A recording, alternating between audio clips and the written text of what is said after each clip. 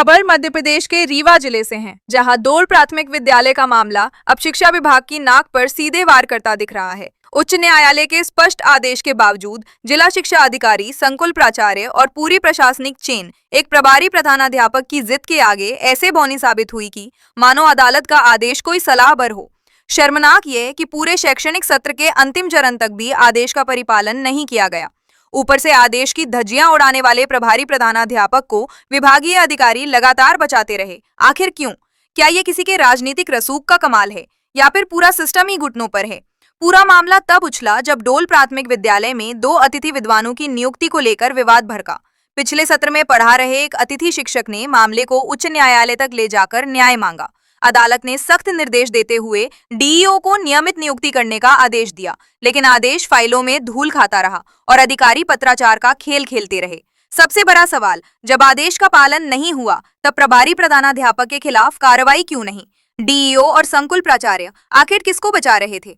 अब जांच प्रतिवेदन जेडी कार्यालय पहुंच चुका है। देखना होगा कि हाईकोर्ट के आदेश को ठेंगा दिखाने वाली इस चेन में से डीईओ से लेकर हेडमास्टर तक किसे बलि का बकरा बनाया जाएगा और किसे सिस्टम फिर से बचा लेगा। फिलहाल इतना तय है, शिक्षा विभाग में लाल फीताशाही और जिद ने मिलकर अदालत के आदेश तक को बंधक बना दिया है। बोल क्यों नहीं रहे हैं? हम स्कूल चल रहे हैं सर। तो अगर आप गलत नहीं है तो बोलिए। नहीं तो नहीं, मैं गलत हूँ, मैं स्कूल चल रहा हूँ सर। चलिए ना आप स्कूल। नहीं तो आप ये बताइए, जो हाईकोर्ट का आदेश है, जो हाईकोर्ट का आदेश है, हाईकोर्ट का जो आदेश है उसका परिपालन आप क्यों नहीं करा रहे हैं? जबकि उसमें डीओ, बीओ और जो संकुल प्राचार्य हैं उनने लिख के दिया है, फिर भी आप नहीं करा रहे हैं, क्यों? सर उसमें ऐसा कुछ नहीं लिखा है कि उसकी नियुक्ति की जाए। नहीं, नियुक्ति की जाए, बोलते रहिए। वो क्या है कि हमसे डीओ बहुत बड़े अधिकारी हैं, मैं बहुत छोटे तबका का कर्मचारी हूँ। ये बताइए, एक पद में 2 लोगों को अगर रखेंगे तो कहाँ से पेमेंट कौन देगा?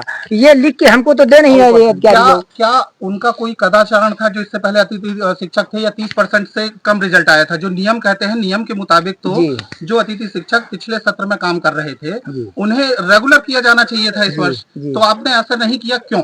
ऐसा इसलिए नहीं किया, मैंने मैंने सगे संबंधी पिताजी ने इनकी नियुक्ति की। थोड़ा दूर रखो।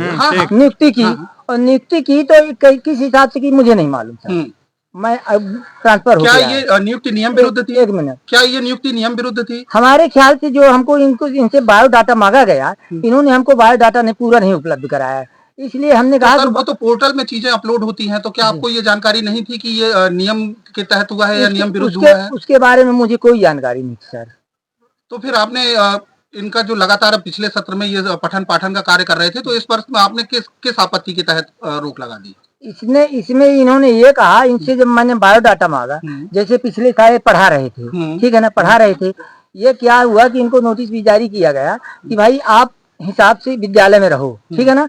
और इनको जब इनसे बायोडाटा मांगा गया तो मैंने कहा बायोडाटा दे दो, तो इन्होंने कहा कि वो नहीं किए हैं। तो हमने कहा जब नहीं किए हो, एक मिनट निवेदन सर, मैंने कहा जब आप नहीं किए हो तो मैंने क्या किया कि प्रिंसिपल साहब के पास मैं गया और मैंने हाथ जोड़ के निवेदन किया कि सर, तो बोले कि आपके पोर्टल से होगा। तो मैंने कहा सर, मैं आवेदन बनाई हूँ, आप इसमें लिख दीजिए कि इसकी नियुक्ति वैधानिक है और इसको पुनः नियुक्त किया जाए।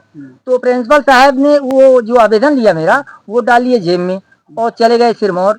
फिर 3-4 दिन बाद बीओ साहब बुलाए, तो बीओ साहब बोले कि उसकी नियुक्ति कर दो। तो मैंने कहा सर ऐसा करिए आप, मतलब आवेदन हम बनाए हैं, तो इसमें आप 2 शब्द लिख दीजिए कि इसकी नियुक्ति वैधानिक है, मैं पुनः इसकी नियुक्ति करने के लिए तैयार हूँ, क्योंकि मैं बहुत छोटे तबका कर्मचारी हूँ। तो बीओ साहब ने, प्रथम दृष्टया पात्रता किसकी बन रही थी? सिमरन बानो की बन रही थी कि या लोध की बन रही थी? तो ये गाली गलौज करते थे। इन्होंने अगर कदाचरण किया तो क्या आपने उसकी शिकायत वरिष्ठ कार्यालय में की? अपने किसके वरिष्ठ कार्यालय में की?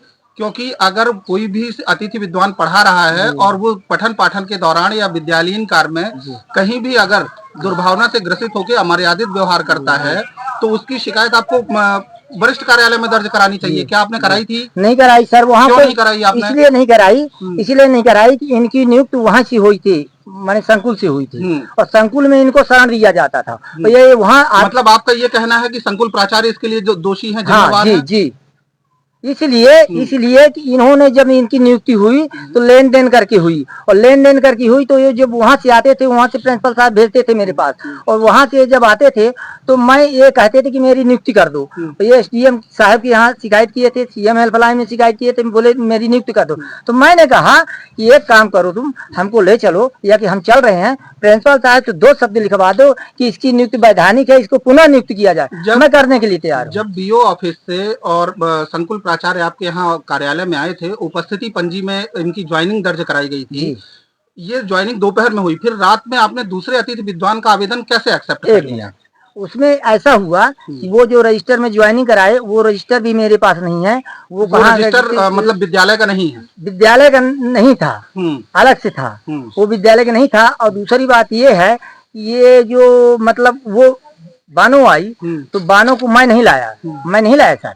वो भोपाल से उसका उसमें दिखा रहा था सर। पोर्टल में तो उनका भी दिख रहा था, पहले तो इनका दिख रहा था। इनका मामला अगर विचाराधीन था तो जब सामने वाले ने, दूसरे अतिथि विद्वान ने, आवेदक ने आवेदन किया था, तो उस दौरान आपको बोलना चाहिए था कि ऑलरेडी यहाँ एक मामला विचाराधीन है। सर एक बात मैं ये बताना चाहता हूँ कि जब उसका पोर्टल में नाम था, इनका पोर्टल में तो नहीं था, उसका पोर्टल में था। वो बोली कि मुझे ये देख लो मेरा, और देख के मुझे ज्वाइन नहीं कराओगे तो मैं शिकायत करूंगा।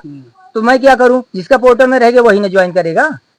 मतलब कुल मिला के उच्च न्यायालय का आदेश और आपके लिए कोई मायने नहीं रखता है, और जो संकुल प्राचार्य हैं ये कुल किया धरा उनका है। ऐसा नहीं, निवेदन हमारा सर समझिए, ये जो उच्च न्यायालय का आदेश है उसका मैं सम्मान करता हूँ, डीओ साहब के मैं आदेश का सम्मान करता हूँ, पर मुझे लिखित अगर आपने आदेश का सम्मान अगर आप करते तो आपको परिपालन करना चाहिए। आपने परिपालन नहीं, उसमें ये लिखा था कि इसकी समस्या का समाधान किया जाए, न कि ये लिखा था कि ज्वाइन कराया जाए। पर प्रिंसिपल साहब अभी परसों आए थे, हम तो मुक्त हैं, 1 महीने से मुक्त हैं।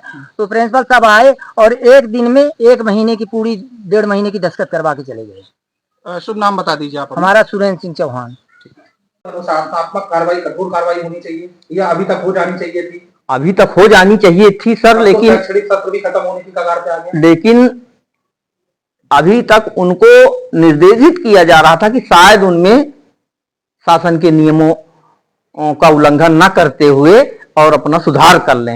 यदि बार आप लोग आगाह करते रहे और नियमों की धज्जियां उड़ाते रहे, इसके बाद भी उनके ऊपर कार्रवाई नहीं हो रही है। मतलब जो आपका वरिष्ठ जी सर है, उनकी संलिप्तता है कहीं ना कहीं पूरा? नहीं, ऐसा नहीं है। उनकी संलिप्तता ये है, इस दृष्टिकोण से संलिप्तता है कि हमारे विभाग का कर्मचारी है, यदि शायद है कि हमारे निर्देशों का पालन कर ले, नहीं करते हैं मतलब आखिरी समय तक बचाने का प्रयास जारी रखेंगे। हाँ, उनको आगाह किया जा रहा है कि आदेशों का पालन कर लें, खास करके उच्च न्यायालय के आदेश का पालन कर लें।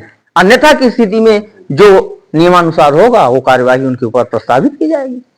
सत्र खत्म होने के बाद ना? सत्र खत्म का सत्र तो अभी चल ही रहा है सर। वो तो आखिरी चरण में है। हाँ जी सर। अपना शुभ नाम बता दीजिए? डॉक्टर दयाशंकर द्विवेदी।